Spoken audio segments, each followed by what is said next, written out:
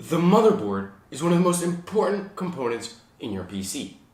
It is what connects all of the other components together. Now obviously when choosing the parts for a PC, the first parts you would choose would be your CPU and graphics card, but that does not mean that the motherboard is any less important. So in this video I want to go over the different parts of the motherboard and how to choose the right motherboard for you.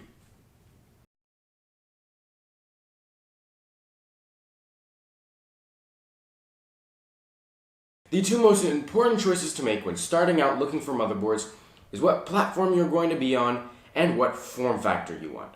So before we get into what the differences in those are, let me first talk about two deciding factors that really influence both of those decisions: memory and PCIe lanes. Let's start with memory. There's dual channel and there's quad channel memory. Dual channel usually has 4 DIMM slots, but some smaller ones only have room for 2 DIMM slots. This is mostly found on mainstream motherboards. High-end or enthusiast motherboards, both terms can be used interchangeably when talking about motherboards, will have quad channel memory and 8 DIMM slots. The advantage of quad channel memory is it's faster due to having more channels, as well as the availability for higher capacities. Most mainstream motherboards with dual channel top out at around 64 gigabytes of memory, whereas quad channel motherboards can support up to 128 gigabytes of memory. So if you need a lot more memory, or a lot faster memory in quad channel, then high-end or enthusiast platforms would be better for you. But if all you need is dual channel or like 16 or 32 gigs of memory, even up to 64, mainstream will be fine. The next important factor is PCIe lanes. And honestly, for me, this is the most important factor when differentiating between mainstream and high-end platforms. Mainstream usually has 16 to 24 PCIe lanes, depending which CPU manufacturer you have. Intel has 16, AMD has 24. The PCIe lanes determine how many expansion cards or PCIe devices you can plug into the motherboard, such as graphics cards, capture cards, or NVMe SSDs. The PCIe slots are also very important on a motherboard. Maybe all you need is just a graphics card. 1 PCIe slot is enough for you. Maybe you want to have 2 graphics cards, capture card, and NVMe SSDs galore. Then you're going to need more PCIe and M.2 slots, which is what NVMe SSD uses. Then you might want to go for a high-end platform that has enough PCIe lanes. So the lanes come from the CPU, and each PCIe device uses a certain number of lanes. Graphics cards can operate at 8 or 16 lanes. NVMe SSDs usually operate at 4 lanes. Capture cards will be 1 to 4 lanes, etc., etc. So you need to make sure when choosing a motherboard that you have enough slots for all the devices you wish to connect, and enough lanes from the CPU to support all of those devices. So those are the two big things to note when starting out. Mainstream platforms have dual channel memory with less PCIe lanes, while high-end or enthusiast platforms have up to 64 PCIe lanes if you're going on AMD's new X399 platform, and have quad channel memory. So now with that information, you should have decided on what platform you want. Next, the form factor. There are 4 major form factors with the desktop. The main central form factor, which is the form factor of this motherboard and the vast majority of motherboards, is ATX. It is the standard. It is where you will find the most PCIe slots, the most memory slots. All of the features can be packed in the ATX form factor. It is the standard. If you want to maximize the features that you have, ATX is typically the way to go. ATX is typically the way to go, with one exception in some high-end platforms, which I'll get into in just a moment. A step down from that is micro ATX, or MATX, sometimes spelled with that weird UATX that actually means micro, but typically people are going to spell it MATX for the purposes of typing on a keyboard. This is not what I would consider a step-down size, but more of a step-down budget. Yes, it is smaller. It does come in a smaller size, but not anything that would make it practical. It has the same width as an ATX motherboard, it's just shorter. What it does is it creates a budget ATX option. So it still has a few PCIe slots, but it'll usually just have 1 graphics card slot with a few maybe 1x or 4x PCIe slots for maybe one or two other devices. It offers a lot of the features you find in ATX, but more cut down. So instead of finding 5 of this thing, you'll only find 2 or 3. It is the budget ATX. The next step down is the actual step down in size and is mini ITX, also spelled MITX. A lot of people will also just refer it as ITX because it's the only one that uses an I in there. It is the smallest of the bunch and is very compact, usually used for PCs that are going to be meant for the home theater or console killers due to their sheer size. But you do lose a lot of features. Mainstream ITX motherboards will have 2 memory slots and 1 PCIe lane, 1 PCIe slot. So you can fit 1 graphics card and 2 memory sticks, and that's it. High-end ITX motherboards, in my opinion, don't really make sense. On the Intel side, they do exist, usually with 4 memory slots to fit quad-channel memory, but still only 1 PCIe slot, which defeats the main purpose of getting a high-end platform. AMD's high-end platform, the X399 Threadripper, which is coming soon, will most likely not have any ITX boards due to the sheer size of the socket. But ITX is not something I would really recommend on the high-end platform anyways. The special motherboard for the high-end platform is Extended ATX, or EATX. It has the same size as ATX, but it is wider. So while Micro ATX is shorter, Extended ATX is just wider. It offers just a balls to the walls, everything features. All the PCIe slots are just maxed out. You got memory channels, you got power phase, you got everything just loaded. You will need special larger cases to be able to fit these motherboards, and usually they don't offer much of an advantage over regular ATX motherboards anyways. And that's why they are only offered on high-end platforms where there is more stuff to fit on a motherboard, and it's the only place it really makes sense. So, hopefully now you've chosen which platform you're going with, mainstream or high-end, and which size or form factor you are going with. Another very important thing that is more important on the mainstream platform is your chipset.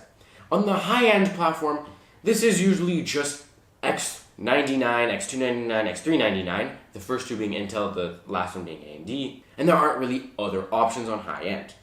But on mainstream, there are different chipsets, and that will determine a lot of the features you can get. On Intel, the Z170 or Z270, really the Z series, supports the most. It supports the most PCIe devices because while there are just 16 coming from the CPU, there are more coming from the chipset. So if you want the most features on Intel, the Z series is where you would go. It is also the only chipset that supports overclocking on the Intel mainstream side. So for the most features, you go with the Z series on Intel. If you don't need overclocking, you don't need as many PCIe devices, you just want a more budget build, you would go with a B or H series motherboard. On AMD, it's a lot clearer and a lot more specific. A320 is the basic and offers basic connectivity and makes sure that everything will work. B350 adds overclocking support, and X370 adds more PCIe lanes so you can connect more NVMe devices, and is also the only chipset that natively supports SLI and Crossfire, which is multi-graphics cards configuration. That is really the basis for your entire motherboard choice. Then you can narrow it down and find the exact motherboard you want based on what features you want or will be using. Let's first talk about M.2. This was briefly covered when talking about PCIe lanes, but M.2 slots are where you fit in the new NVMe SSDs. You could also fit in some SATA SSDs. Typically, SSDs and other storage devices come in these little rectangular bricks, so to speak, that you plug in via a SATA interface on the motherboard. SATA ports is something I'm going to talk about in just a bit. But some SSDs come in the M.2 form factor, which can plug in directly on the motherboard.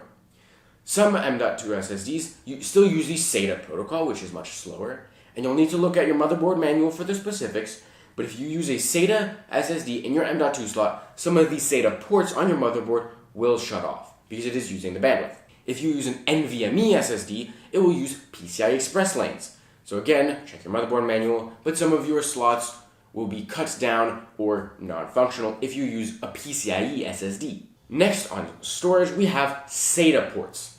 SATA ports, the number of SATA ports you want depends on how many hard drives or SSDs, or physical hard drives or SSDs that use a SATA connection you want to have. SATA Express, don't worry about it, no one uses it anyways. U.2 is a way to get external SSDs that still operate over the NVMe and PCIe interface. Next up, we have the motherboard headers.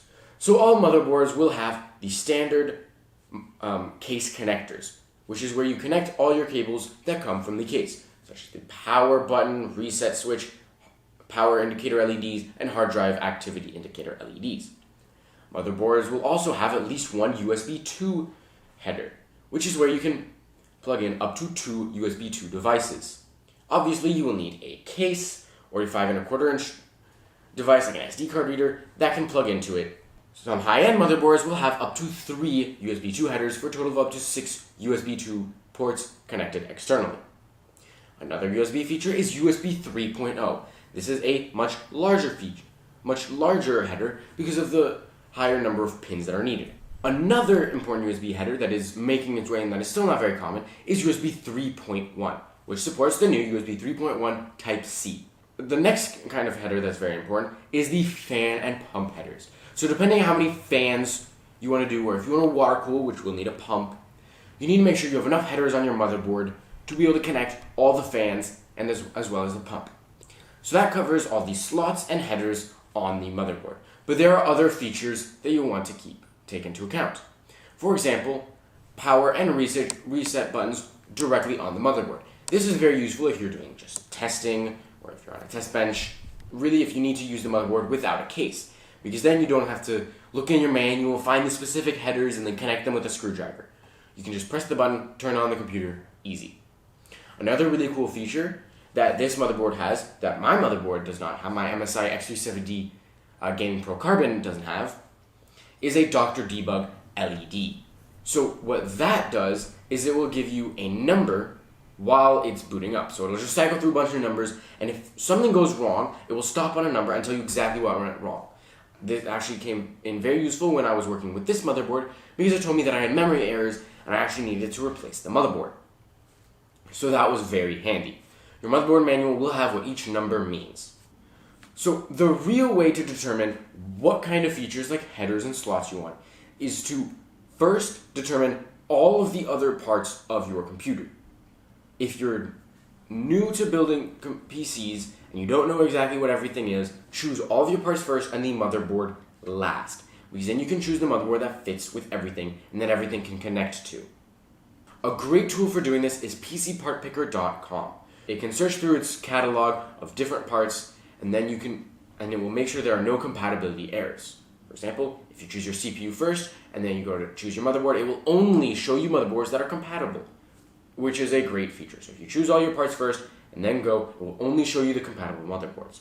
Other things to consider when choosing your motherboard are the aesthetics. Yes, everything I've talked about so far only deals with the functionality, but aesthetics is very important when choosing a motherboard.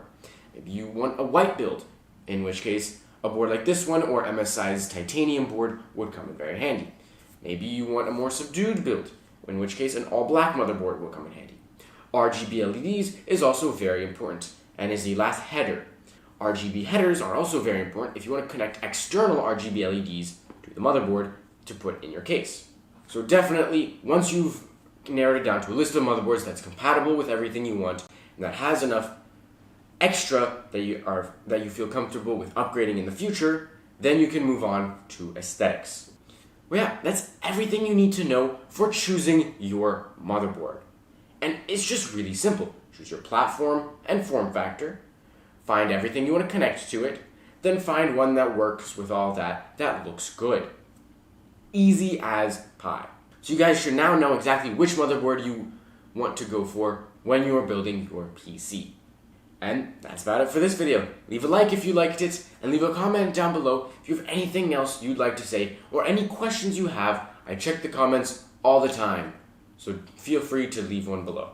Also, don't forget to subscribe to miss some cool content. Also, don't forget to check out my website, solidstateblog.com. You can find the written versions of all my reviews, as well as being a general hub for all of my content. And last but not least, don't forget to follow me on Twitter at SolidStateTweet to get the latest updates on everything I'm doing before it happens. And yeah, I guess that's it for this video. I will see you guys in the next one.